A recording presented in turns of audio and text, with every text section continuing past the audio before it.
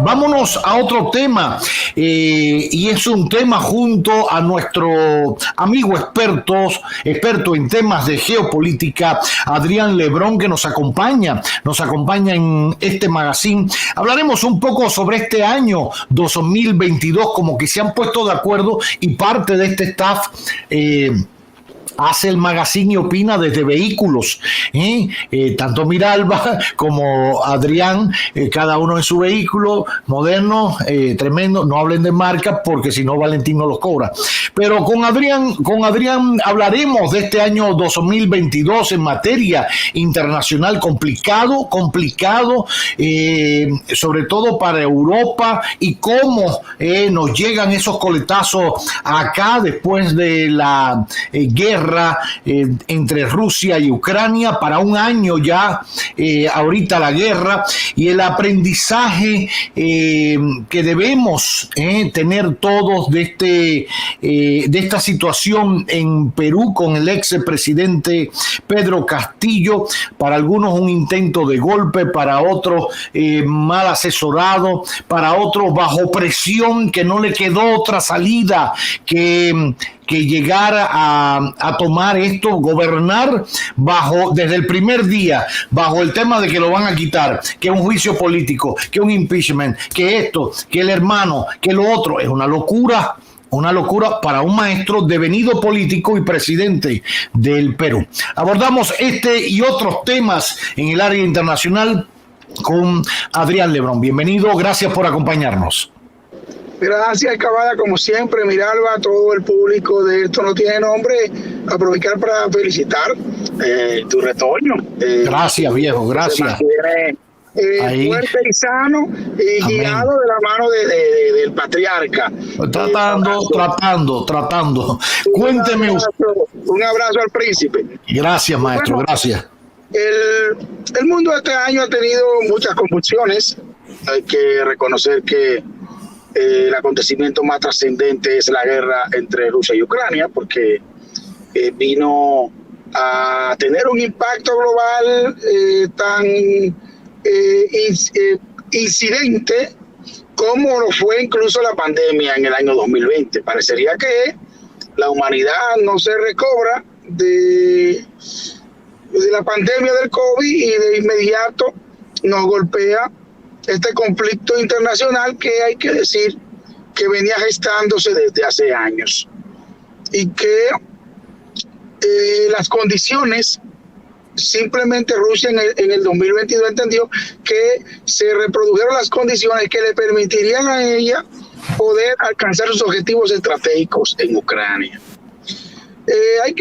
Quiero acotar algo, Cavada, Miralba y todos ustedes, y es que nosotros vemos en las redes muchas reacciones sobre este conflicto. En Latinoamérica se tiende a reaccionar a los conflictos internacionales, muchos de nosotros, en función de cómo ven los latinoamericanos a Estados Unidos. Y prácticamente para muchos, la posición que fijan con relación al conflicto está más asociada a Estados Unidos que al conflicto mismo. Es decir, si Estados Unidos se pone de un lado, hay mucha gente que se pone del otro automáticamente, en automático, sin entender a veces mucho las intríngulis, lo esencial, la naturaleza en sí del conflicto.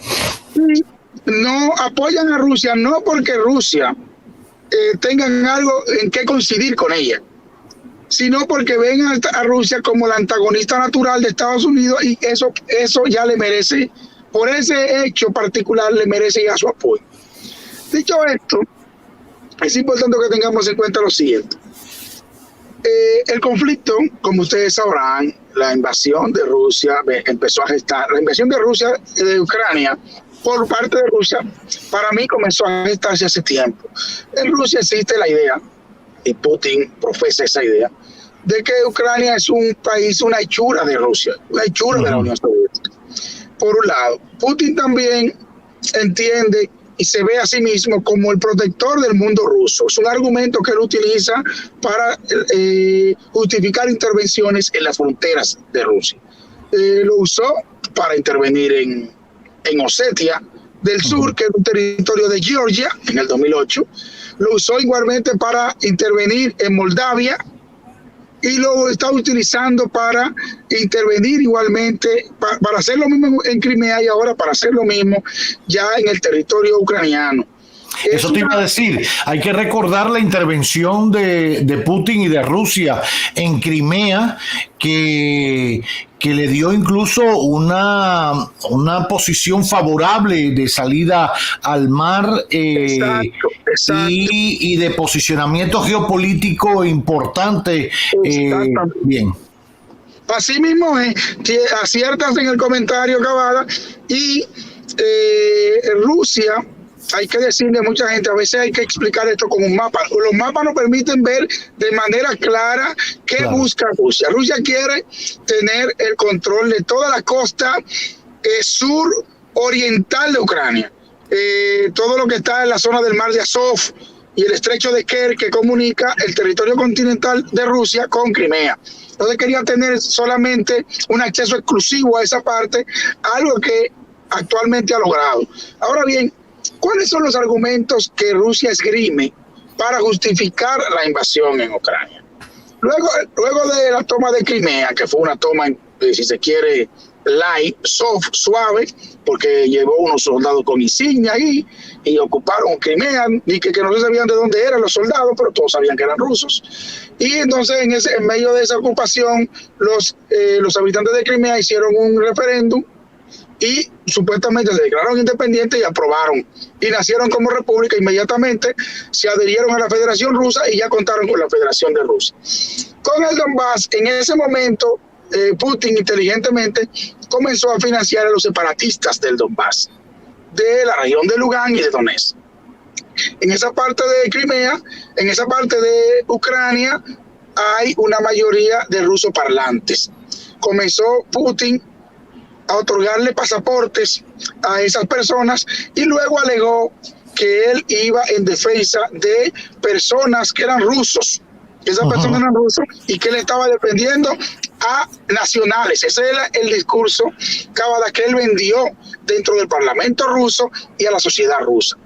Y alega igualmente la expansión de la OTAN. Y en este argumento hay que detenerse.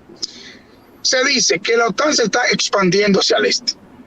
Y Rusia entonces plantea que esa expansión es una amenaza a su seguridad.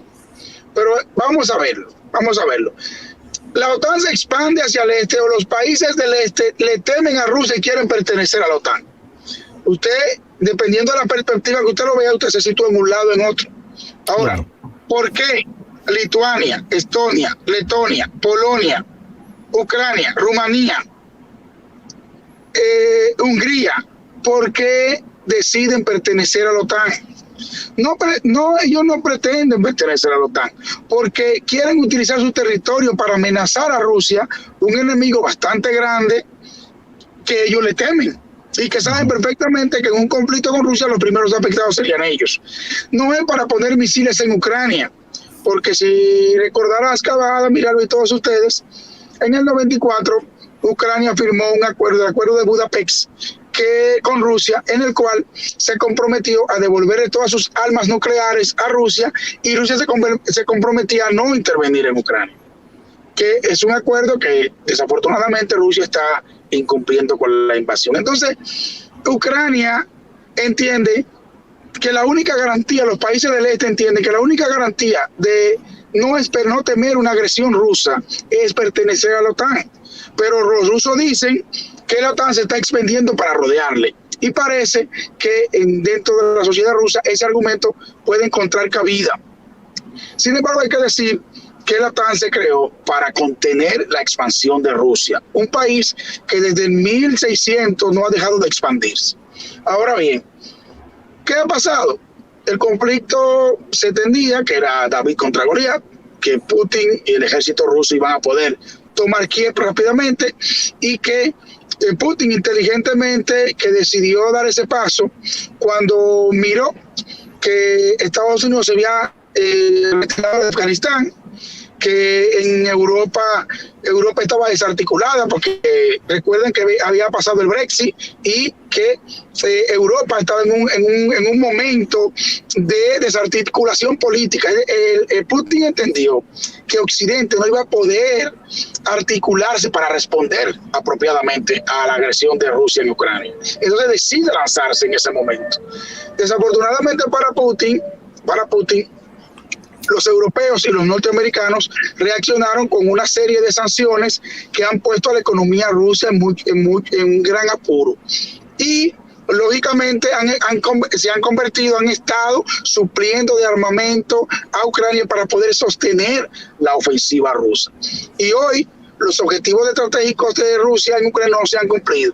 Y se dice no, ya hay intentos por parte de Rusia de sentarse en una mesa de negociación que busca que Rusia se quede con los territorios que ya ocupa. Y para Ucrania eso es prácticamente inaceptable, porque eso sería perder gran parte de su territorio. Y para ningún estado va a aceptar de manera tan simple perder una parte de un territorio que es sobre el cual rige su soberanía. Entonces, el conflicto de Ucrania y Rusia ha tenido repercusiones económicas importantes en el mercado de commodities, por ejemplo, en el mercado de trigo. Los ucranianos son uno de los mayores proveedores de trigo del mundo, junto con la propia Rusia y Estados Unidos también, que produce trigo, y otros países de la zona, pero Ucrania es uno de los países más importantes, y eso ha tenido repercusiones en los precios de los commodities agrícolas principalmente. Sin embargo, no se vislumbra una solución en lo inmediato. Hay acercamientos diplomáticos y hay intentos de que se llegue a una negociación, pero afortunadamente el conflicto continúa y hay que decir que Ucrania está pagando un precio muy alto en términos de vidas humanas, pero también Rusia.